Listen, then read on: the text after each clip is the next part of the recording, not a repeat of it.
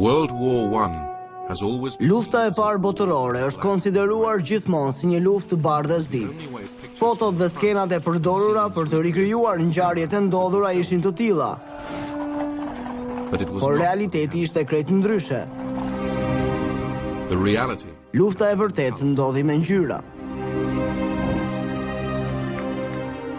the slaughter, Masakrat, the innovation, risit, tronditjet, the political trazirat politike, victory, fitoret dhe humbjet. defeat. The fields were Fushat ishin të gjelbërta, the mud, balta e kaftë, the flames. flakët e ndritshme. Now with the aid of Tani me ndihmën e teknologjisë së re kompjuterike, ngjarjet e luftës së parë botërore mund të ritregohen me ngjyra. recast in color. For the first time, Për herë të parë, këto seri do të tregojnë historinë e luftës së parë botërore, ashtu si u pa edhe nga ushtarët që morën pjesë në të.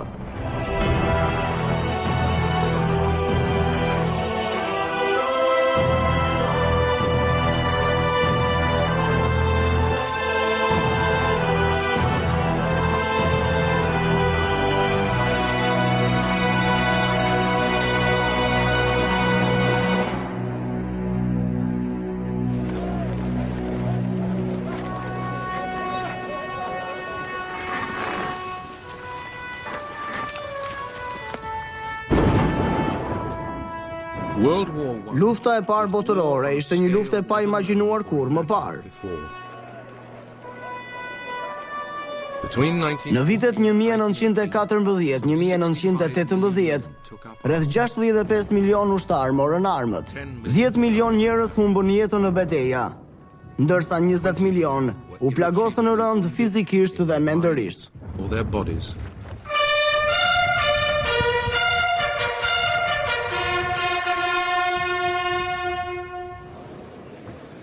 Nine decades Rreth 9 dekada më vonë, luftëtarët e paktë që mbijetuan mblidhen në memorialin e Meningate, i cili ndodhet në Belgjik. Ypres in Belgium. They survived. Ata mundën të mbijetonin, por nuk i harruan kurrë shokët e tyre të rënë gjatë kësaj lufte. Shumica e pjesëmarrësve, të cilët vuajtën rreziqet, vështirësitë dhe përvojat më të tmerrshme, nuk mundën të ktheheshin më në shtëpi. Në shumicën e rasteve, trupat e tyre mbeteshin në fushbetejë. In this war, Miliona luftëtarë që humbën jetën në këtë luftë shërbyen si statistika për historianët e ardhshëm. what mattered Ajo që kishte rëndësi ishin të mbijetuarit, shokët për rreth teje, just along in the njerëzit që kishin luftuar për krah teje. gun crew. The five of us, Ne ishim një grup i vogël i përbërë prej 5 vetash. and that's what Kjo ishte ajo që më shqetësonte më shumë. Të gjithë mbetën të vrarë. 4 and 5 were killed. All I can remember Gjithçka që mbaj mend janë pseudonimet e tyre. Buddy, Allen, Jack dhe Jill. Do të doja shumë të më kujtohej diçka tjetër në lidhje me ta. World War I Lufta e parë botërore ishte me të vërtetë e tillë. Kjo luftë u zhvillua nga brigjet e Amerikës deri në brigjet e Azisë. it was a clash of Ajo ishte një përplasje e perandorive të mëdha, të cilat shkatëruan perandoritë e vjetra dhe çuan në krijimin e të rejave. Dinastitë të mëdha u shkatëruan, familjet mbretërore u vranë dhe u zëvendësuan nga revolucione të mëdha. It was a war Kjo luftë ndryshoi natyrën e vetë luftës. a dreaded new expression Një fazë e frikshme po fillonte. going over the top. I always tell the prayer. Unë gjithmonë lutesha. Ata shpesh herë qeshin me mua, But I always ask God to make that por unë gjithmonë kërkoja që komanda ime të dilte shëndoshe mirë nga përballjet. sound. If any man tells you Nëse dikush ju thotë se nuk kishte frikë nga këto përballje, that he wasn't scared, ai është një gënjeshtar i madh. This brutal war Kjo destroyed the luftë very land shkatëroi edhe vetë tokën. Ka ende pemë të cilat mund të qëndrojnë në këmbë, por toka rreth tyre është e shkatëruar. Nuk ka asgjë tjetër përveç baltës, rrënojave të shtëpive dhe trupat e shumë të vdekurve. There were fearful Në këtë luftë u përdorën armë të frikshme, artillery barrels, mina të shumta dhe prita, duke përdorur artilleri armësh të rënda. Ndonjëherë pyes veten se si mendja e njeriut mund të përballojë vujtje që ne përjetojmë vazhdimisht. Pothuajse në çdo orë të ditës, prellat e shumta shpërthejnë me një forcë tronditse vetëm pak metra larg teje. Shrapnel on the barrage. Nuk di ç'të them. Ishte shumë e vështirë të mbijetoja atyre minave. It was not just the Western Front. Kjo gjë nuk ndodhte vetëm në frontin perëndimor. Në lindje, ushtarët e rusë të vrarë ishin të shumtë në numër. Cila është domethënia e kësaj lufte? Qindra ushtarë kanë humbur jetën. Pjesa tjetër ka mbetur e gjymtuar. Çfarë do të fitojmë kur kjo luftë të ketë përfunduar?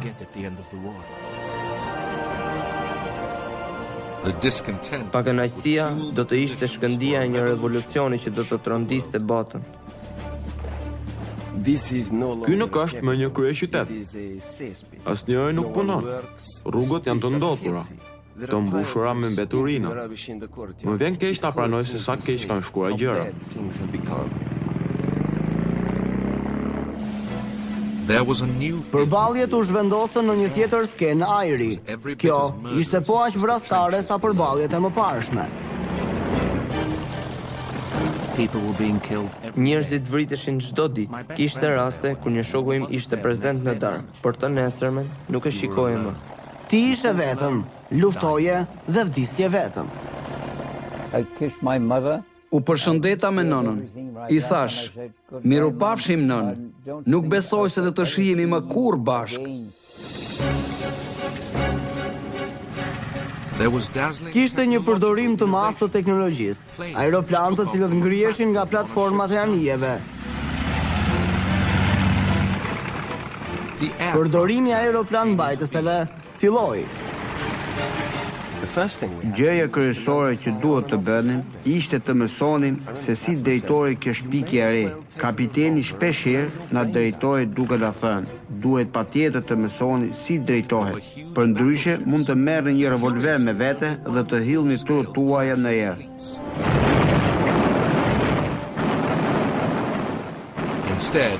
Pati shumë betejë, por vetëm një përplasje të plotë të flotave detare. Një armë e re filloi të përdorej në ndetëset, ose ndryshe varkat, siç i quanin gjermanët. Numri i njerëzve të vrarë ishte tronditës. Në kujtesën e njerëzve ishin të gëdhendura emrat e betejave, si Hill, Somme, Pashandele. Luftëtarët të cilët mundën të shpëtonin këtyre betejave ishin dëshmitarët e një vuajtjeje të madhe. Mund të shikoje njerëzit të gjymtuar që nga shpatullat deri tek beli.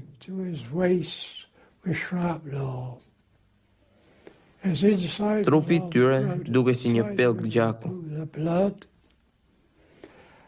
Kur afroheshin për t'i ndihmuar, na kërkonin t'i qellonim. Por ata vdisnin përpara se ne ta bënim diçka të tillë. Fjala atyre e fundit ishte nën. Në nëntor të vitit 1918, në minutën e 11 orës 11, armët pushuan. Çdo gjë pushoi.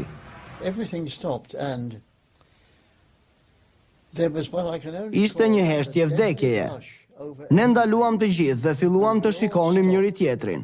Kuptuam se nuk kishim asnjë objektiv, asgjë që mund të na nxiste të vazhdonim luftën.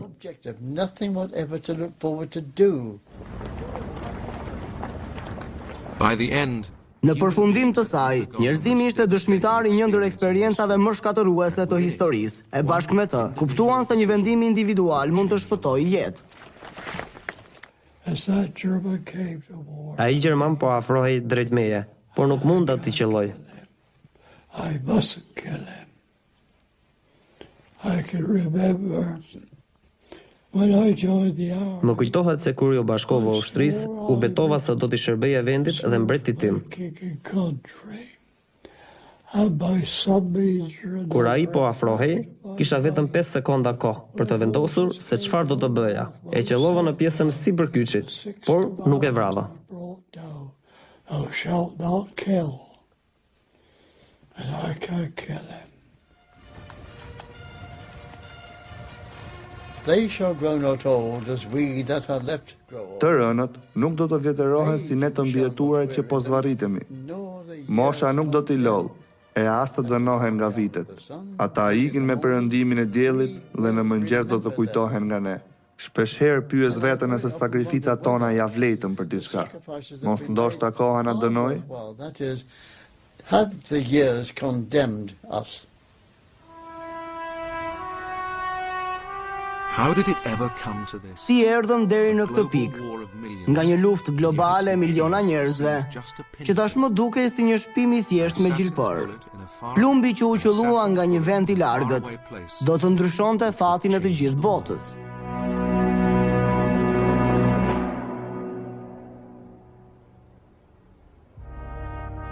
Në 28 qershor të vitit 1914, një bombë shpërtheu në Sarajev, kryeqytetin e Bosnjë-Hercegovinës. Bomba kishte si qëllim të shpërthente makinën e trashëgimtarëve austriak, Franz Ferdinand dhe bashkëshortes së tij, por çifti mbretërore vazhdoi vizitën e tij zyrtare. Disa orë më vonë, makina e tyre ndaloi sërish. Këtë herë, ajo u qellua nga një pistolet. Princi austriak dhe princesha Sofi nuk mundën t'i shpëtonin këtij atentati. Vrasësi u raportua se ishte antari një organizate terroriste, e cila mbështetej nga qeveria fqinje, Serbia. Austria në zi vendos të hakmerret ndaj Serbisë. Askush nuk mund ta kuptonte se numërimi mbrapsht i fillimit të luftës kishte nisur. Though few realize it, the countdown to war has begun. When Sarajevo happened. Kur ndodhi ngjarja në Sarajev, njerëzit nuk u shqetësuan shumë. Ngjarje të tilla ndodhin shpesh në Ballkan. Kjo ishte diçka shokuese. Por sipas Britanisë, këta ishin njerëz të ashpër, të cilët nuk shquheshin për gradat e tyre të larta. And unpronounceable names, and no one bothered too much. Atentati në Sarajev ishte thjesht një ndërprerje e vogël për periudhën e artë të Britanisë. Në vitin 1897, mbretëresha Victoria po festonte për vjetorin e saj. Dear old queen. E dashur mbretëresh, nuk e keni idenë se çfarë gëzimi dhe emocioni ndjeva që isha pjesë e kësaj ngjarje kaq madhështore. Had been present at this tremendous occasion.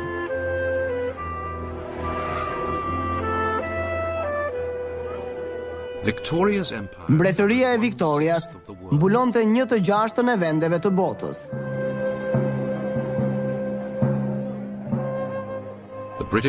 Si një vend tregtar e paqësor, britanikët e shihnin veten si zotë në lidhje me vendet e tjera. Në vitin 1901, mbretëresh Victoria ndroi jetë. Ky ishte në të njëjtën kohë fundi një epoke. Londra është thuajse vendi të vdekurve. Duket sikur gjallëria që zotëronte në rrugët e këtij qyteti të madh ishte zhdukur si me magji. Hand had suddenly arrested the swift vitality that courses through the veins of the great city. The thud of the soldiers. Dëgjoheshin hapat e ushtarëve, muzika e funeralit dhe zhurma e daudheve. Dukej sikur i gjithë populli i Anglisë kishte humbur nënën apo babain.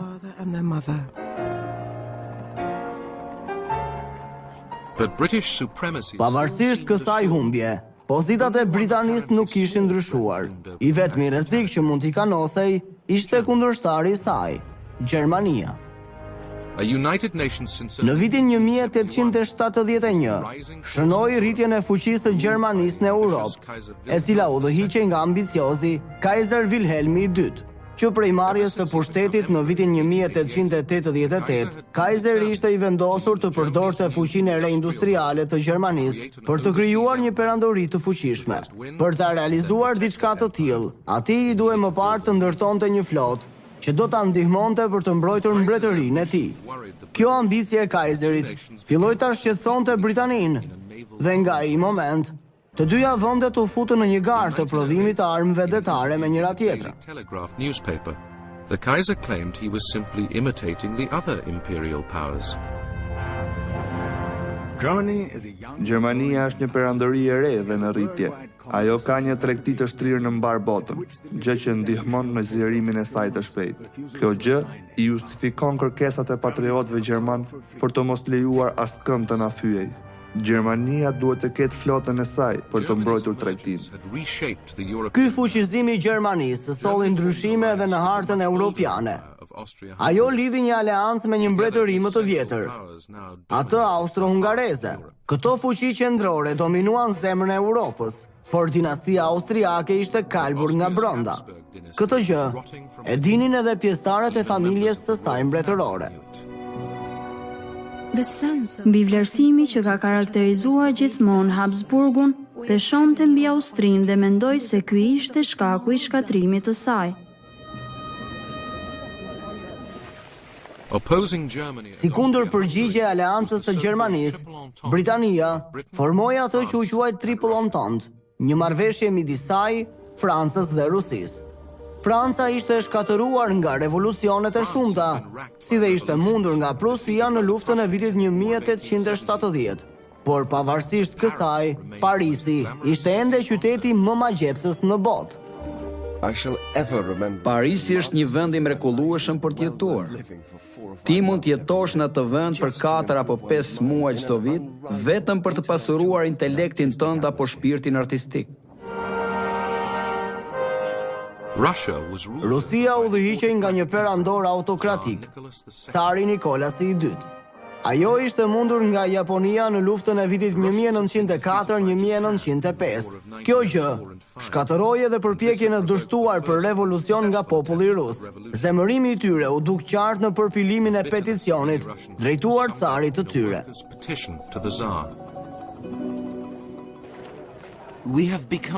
Jemi kthyer në lypsar. Jemi shtypur, nuk jemi trajtuar si qenie njerëzore, por si sklever. Ndihemi të lodhur tashmë.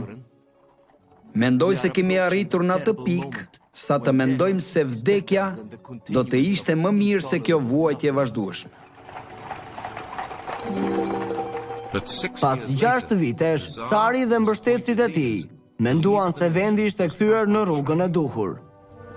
Çdo vit paqe që kalonte, Rusia forconte pozitat e saj, si në ushtri, flot, por dhe nga ana financiare. Edhe pse në vitin 1914, zërat për të kufizuar pushtetin e carit rriteshin gjithnjë e më shumë. Rusia ishte po aq e fortë si gjithmonë. Nëse Rusia përfaqësonte fuqinë e vjetër, përtej Atlantikut qëndronte fuqia e re, Amerika, e fuqishme, demokratike, optimiste dhe me mijëra milje larg konflikteve torturuese të Europës. Në fjalimin presidencial të vitit 1905, presidenti zgjedhur Theodore Roosevelt shpalosi vizionin e një kombi të bekuar. Qytetarët e mi të dashur, më besoni, asnjë komb tjetër në tokë nuk ka arsye për të qenë mirënjohës më shumë se sa ne. Ne kemi hedhur themelet e shtetit ton në një kontinent të ri. Ne jemi një komb i ri, por në disa raste na është dashur të paguajmë disa dënime, të cilat, në të shkuarën, popujve më të vjetër i kanë shkaktuar dëme të mëdha.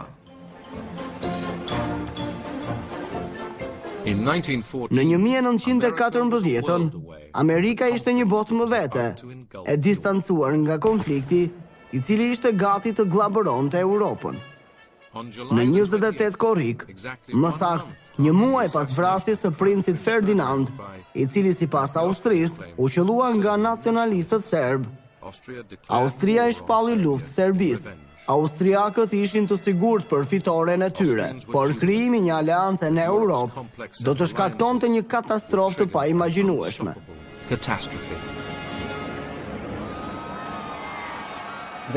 Kishte një atmosferë e cila nënkuptonte se diçka serioze do të ndodhte, diçka që do të trondiste shtyllat e Europës. Marrëveshjen ndërmjet vendeve të ndryshme të Europës filluan të dilin në pa. Rusia mbështete nga Franca, ne gjithashtu. Gjermania kishte mbështetjen e Austro-Hungarisë. Këto aleanca, në vend që të bënin diçka për të ndaluar luftën, në fakt e nxitën më shumë atë. Really, in a sense, almost conditioned the move to war. Pasi trupat austriak sulmuan Serbinë, gjermanët paralajmëruan Rusinë se nëse ajo do të ndërhynte për të mbështetur Serbinë, Gjermania do t'i shpallte lufta saj. Në 30 korrik, austriakët filluan të bombardonin kryeqytetin e Serbisë, Beogradin.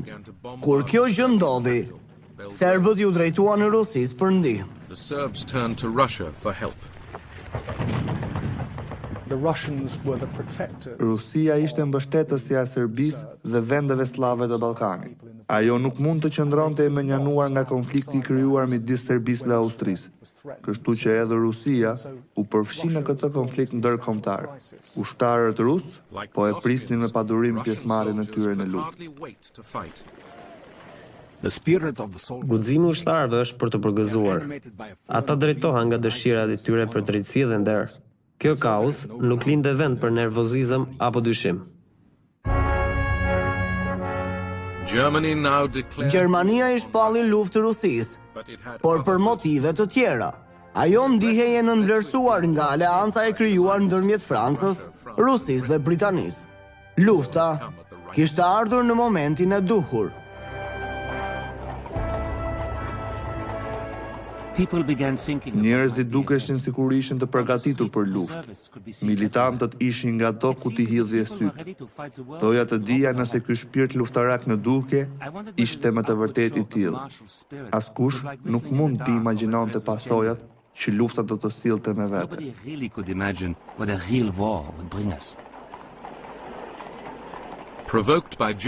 E provokuar nga Gjermania, Franca mobilizoi trupat e saj. Komandanti francez Joseph Joffre udhëzoi ushtarët e tij, por shumë prej tyre u çoroditën. Luftë, të gjithë e dinin, të gjithë e shprehnin, do të ishte budallallëk po të mos besoje diçka të tillë. Lufta e madhe europiane. Jo, kjo nuk mund të jetë e vërtetë. Trupat gjermane ju drejtuan kufirit të Belgjikës. Strategët gjerman arritën në përfundimin se drejtimi përmes Belgjikës ishte rruga më e lehtë për të futur në Francë e për të rrethuar Parisin. Në 3 gusht, britanikët ndiheshin të pasigurt. E dinim se ne do të mbronim interesat e Belgjikës, por ajo refuzoi. Mbreti i Belgjikës ju drejtua mbretit George për ndihmë. Britanikët kishin një ndjenjë keqardhje për belgët. Shumë njerëz thonin, për hir të Zotit, do të qëndrojmë duke parë, pa bërë atë që duhet të bëjmë. Në 4 gusht, ushtria gjermane ju drejtua Belgjikës. Ne duhet të vepronim drejt. Nëse mendonin vetëm për vete dhe për ato çka na përkisnin, do të tregoheshim të dobët. Ne duhet të kemi një pikpamje më të gjerë. Të mendojmë për kombin dhe krijuesin ton, Zotin. Në mesnatën e 4 gushtit, Britania i shpalli luftë Gjermanisë. Tashmë të gjitha fuqitë e mëdha të Europës ishin të përfshira në luftë, por të gjithë mendonin se kjo luftë do të përfundonte përpara Krishtlindjeve.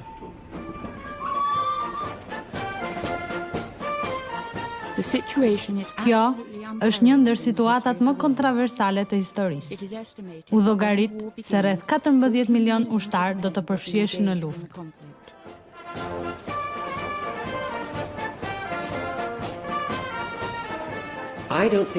Nuk mendoj se Britania kishte zgjedhje tjetër. Ajo ishte superfuqia e Evropës. Nuk mund të qëndronte duke parë ngjarje që po ndodhin përpara syve të saj. Ajo duhej të merrte pjesë në këtë luftë. Ishte një atmosferë pothuajse triumfale. Ne do të bënim diçka të dobishme. Nuk e kishim kuptuar ende domethënien e vërtetë të luftës. Ata ishin kundërshtarët e Anglisë dhe djemt do të luftonin për të mbrojtur interesat e saj.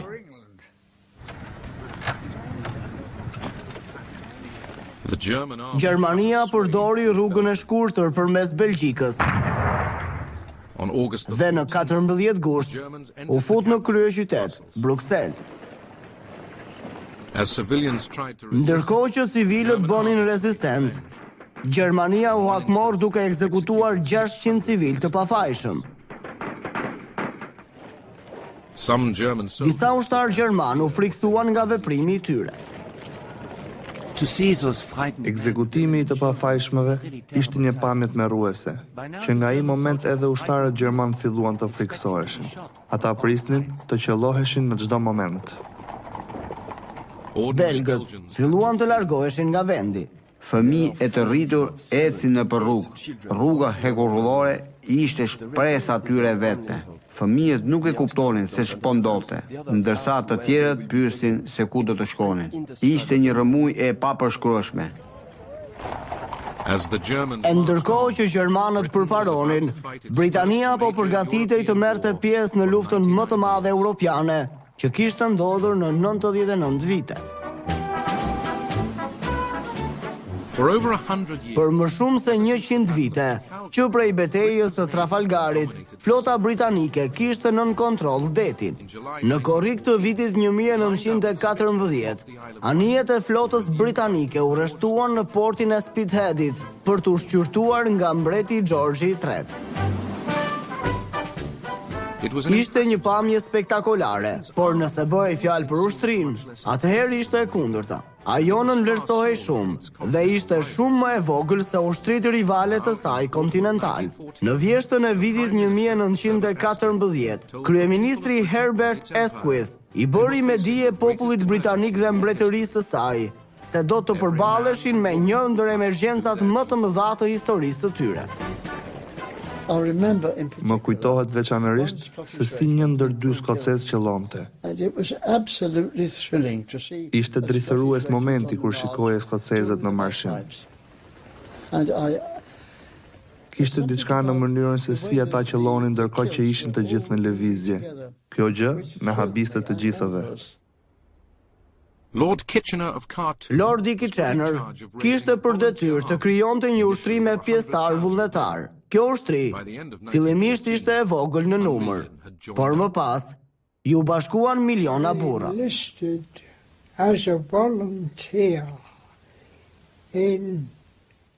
Unë ju bashkova ushtrisë vullnetarisht më 2 shtator të vitit 1914.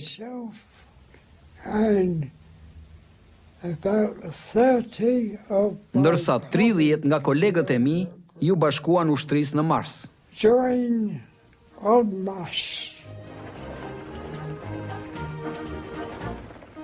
E ndërsa ushtarët e rinj niseshin për luftë, familjarët e tyre nuk kishin zgjedhje tjetër, veçse të prisnin e të luteshin. Nënë e dashur, ki besim në Zot. Të shkosh për të luftuar për Anglinë është diçka e lavdishme. Gjëja më e mirë që mund të bësh për mua është të mos më mërzitesh dhe më shkruaj më shpesh për të më thënë lajmet e reja. Shikoja si një budallaqe valixhen e tij, ndërsa ai nxorri një libër nga xhepi. Më tha: "E shikon, sonetet e Shakespeare-it do të jenë gjithmonë aty ku e kanë vendin, me mua." Fytyra e tij dukej sikur dridhej, por zëri ishte i qetë dhe i njëtrajtshëm. U ngrita nga dyshemeja dhe i ula në prerë. e ndërkohë që lexonte, më përqafoi. Në atë moment po qanim, qeshnim dhe duheshim në krahët e njëri tjetrit.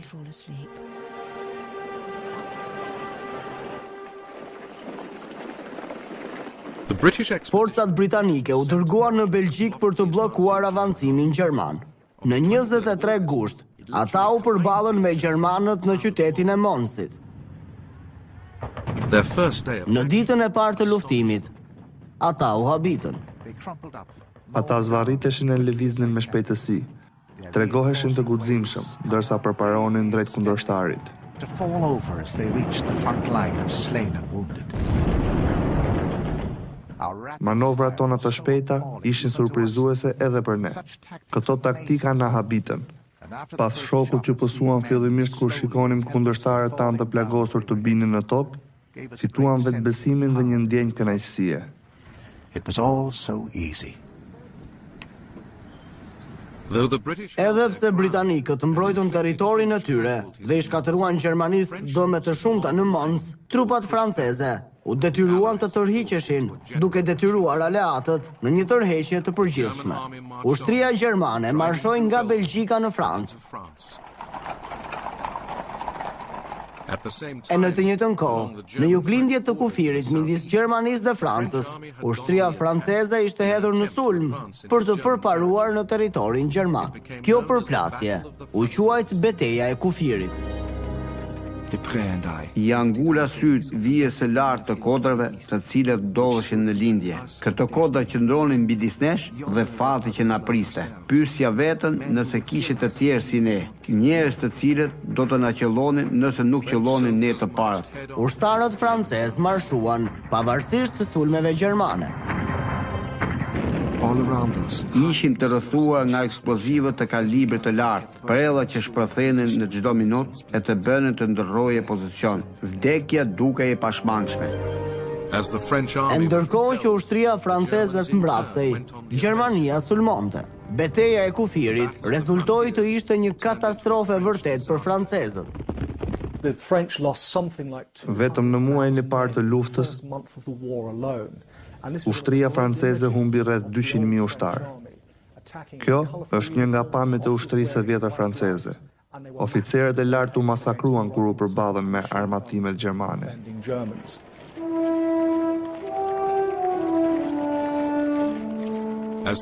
Kur mijëra francezë mbaheshin në robëri, gjermanët përparonin gjithnjë më shumë drejt Francës. Parisi ishte objektivi i tyre. Në fillim të shtatorit, gjermanët po kalonin lumin Marn, i cili ndodhej vetëm 30 milje në lindje të kryeqytetit francez.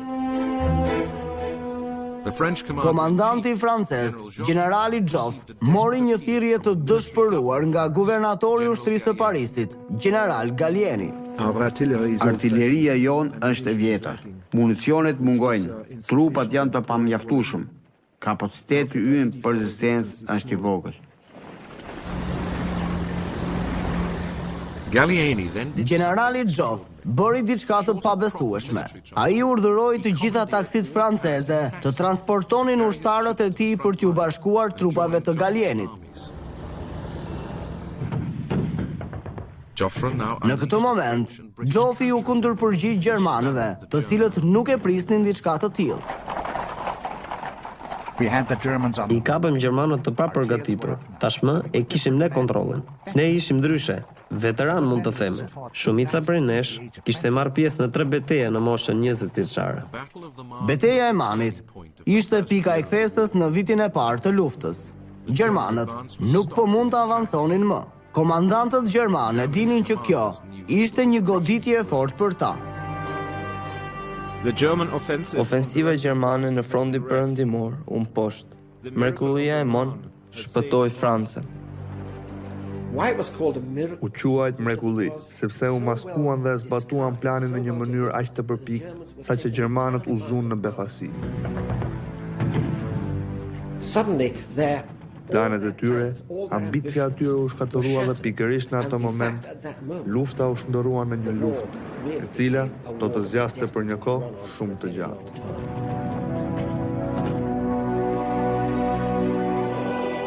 Në të njëjtën kohë, në frontin lindor, në anën tjetër të Gjermanisë, javët e para të luftës karakterizoheshin nga sulme dhe kundërsulme, ku përfshiheshin Gjermania dhe aleatja e saj Austria. Sulmi i Austrisë kundër Serbisë solli shpërthimin e luftës. Kur Austria sulmoi Serbinë, ishte e bindur për fitoren e saj. Austriakët shpreheshin: "Le t'i dënojmë këta majmunët e mjeruar të Ballkanit. Le t'i tregojmë forcën e një ushtrie të madhe", por ata harruan se këta majmunët e Ballkanit kishin më shumë eksperiencë se ata. Austriakët nuk kishin marrë pjesë në një luftë të vërtetë që nga lufta e Bosnjës kohë më parë. Ata kishin shumë pretendime kur sulmuan Serbinë, por u zhgënjyen.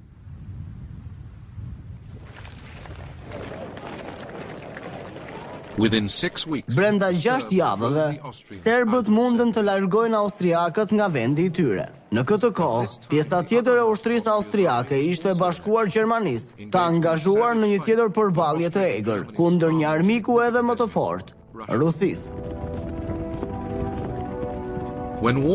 Kur shpërtheu lufta, ushtria ruse ishte forca më e madhe në Europë, me afro 1,5 milion ushtarë. Pavarësisht pamjes moderne, makinat e blinduara të cilat tregoheshin me krenari nga komandantët e carit ishin të vështira për të manovruar. Si një gladiator i fuqishëm i cili për shkak të trupit të tij të rënd i mungonte veprimtaria dhe shpejtësia.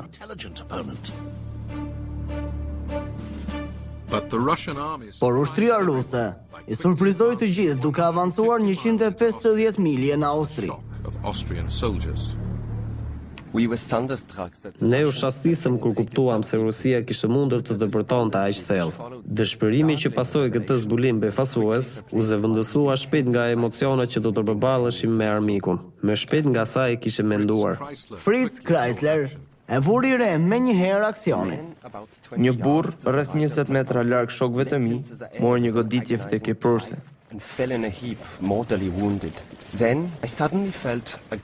Më pas, një erë e ftohtë, e cila vinte si pasojë e shpërthimit të minës. Ushtrim për tokë, të dobët e të lodhur. Në këto momente, zemra ime ishte gati për të shpërthyer. Nga sulmi rus, austriakët humbën 350.000 njerëz, të vrarë, të plagosur apo të burgosur. Edhe në veri, rusët po pushtonin Gjermaninë lindore. Komandantët gjerman, generalët Hindenburg dhe Ludendorff, mblodhen forcat e tyre për t'i rezistuar avancimit rus. Në 26 gusht, ushtrit ruse dhe gjermane u përplasën në atë që do të quhej Betejë e Tannenbergut. Një dëshmitar na përshkruan këtë përballje, e cila ishte vetmja në llojin e saj. Kostoja e kësaj betejë të frikshme ishte shumë e madhe. Rusia deklaroi se kishte rreth 3 milion ushtarë në sulm. Betejat e ushtrive përballë njëra tjetrës janë më të shpeshta dhe më të përdorura në fushë të hapur. Tannenbergu ishte një fitore e madhe dhe u festua nga shumë gjerman. Ajo ishte një ndër betejat më të rëndësishme në botë. Ishte një triumf i lavdishëm si për ne, ashtu edhe për të gjithë popullin gjerman. Gjermania dhe Austro-Hungaria ishin të gëzuara, ndërsa bota në heshtje. Rreth 100.000 ushtarë rusë u arrestuan. 50.000 të tjerë mbetën të vrarë apo të plagosur rënd. Brenda pak javëve, Gjermania mundi të zmbrapste pushtimin rus. Tashmë, ajo ishte e vendosur për të përparuar drejt perëndimit.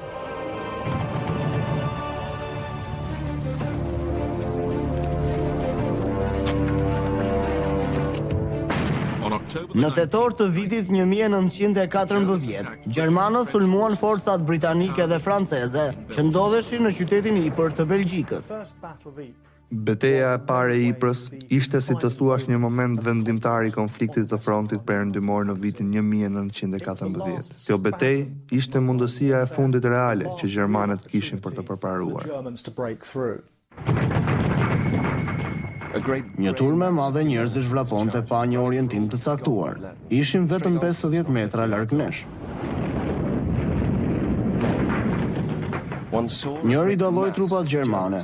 Kurrë nuk kisha qelluar aq shumë brenda një kohe të shkurtër.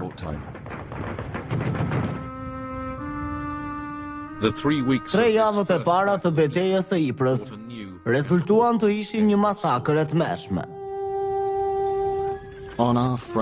Përpara ne shfaqej një pamje të tmerrshme. Ne humbëm mijëra njerëz, pati të vdekur, të plagosur dhe të arrestuar. E çfarë fituam nga e gjithë kjo?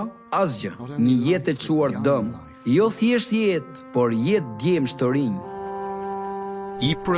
Beteja e Yprës përcaktoi fatin e luftës në frontin perëndimor për 3 vitet që do të pasonin. Një prit në kanale, e cila ishte e dominuar nga vdekja.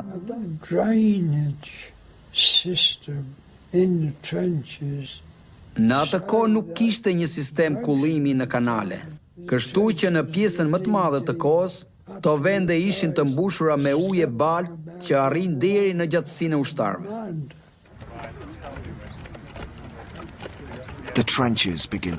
Pamja është e zëmt, fillimi I shiut dhe rënja e errësirës na e vështirëson punën për krijimin e murit. Pas një pushimi të shkurtër, puna fillon sërish për forcimin e murit dhe kurtheve për kundërshtarët.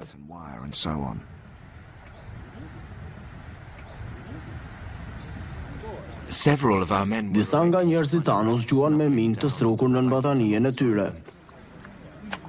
Këtu ka shumë të tillë, e disa prej tyre janë pothuajse sa një mace.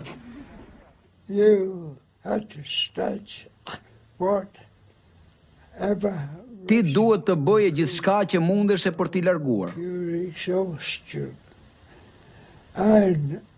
Ata mund të vraponin mbi trupin tënd, e sikur kjo të mos mjaftonte, të pengonin edhe tek përdorimi I armëve.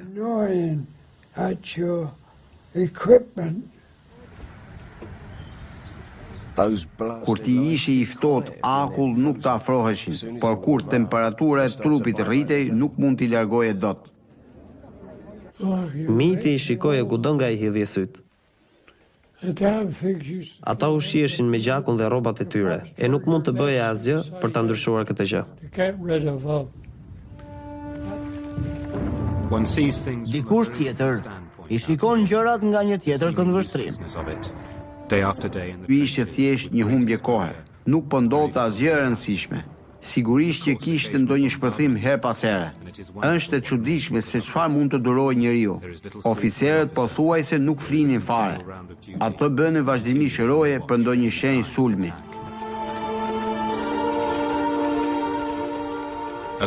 Në dimrin e vitit 1914, mendimi se kjo luftë nuk do të zgjaste shumë, ishte zhdukur. Nuk e keni idenë se sa I mërzitshëm dhe acarues është ndërtimi I këtyre kanaleve dhe fundi I luftës duket larg. Duket sikur kjo punë do të vazhdojë gjatë, derisa gjermanët të lodhen. E duket se kjo gjë do të marrë pak kohë. Kjo është një luftë e tmerrshme. Tani po përdoren edhe granata e bomba të një frekuencë të lartë, më të rrezikshme se më parë. Disa nga vijat e luftës janë vetëm 25 metra larg ujit dhe baltës. Është merrësisht shumë ftohtë dhe lagështirë. Jam I sigurt se askujt nga 10 miliona apo më shumë ushtar nuk do të vinte keq nëse nesër do të deklarohej paqe. Në Krishtlindjet e vitit 1914, mendime të tilla për paqen çuan në një ndër ngjarjet më të pabesueshme të luftës. Ushtarët e secilit vend lëshuan armët dhe u takuan me njëri tjetrin në një vend të neutral.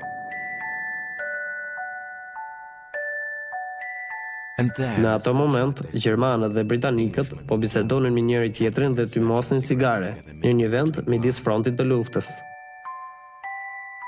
Ndihej një atmosferë e gëzueshme. Në fakt, ishin pak të distancuar dhe nuk dëgjoheshin qartë fjalët e tyre, por dukej sikur thanë, natën e mirë, gëzuar Krishtlindjet dhe vitin e ri. E më pas, u kthyen në strehimin e tyre. Atë natë nuk fjetëm fare, por e kaluam duke kënduar bashkë me armikun.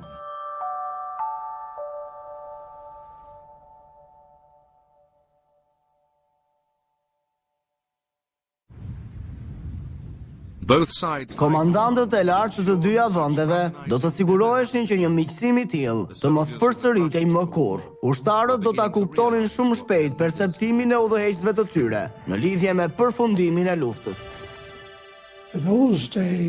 Në ato kohë ishim të rinj e të guximshëm. Askush nuk e dinte se si ishte lufta në të vërtetë. Të gjithë mendonim se ajo do të kishte përfunduar në kohën e Krishtlindjeve. Por Krishtlindjet kaluan dhe ajo vazhdonte ende.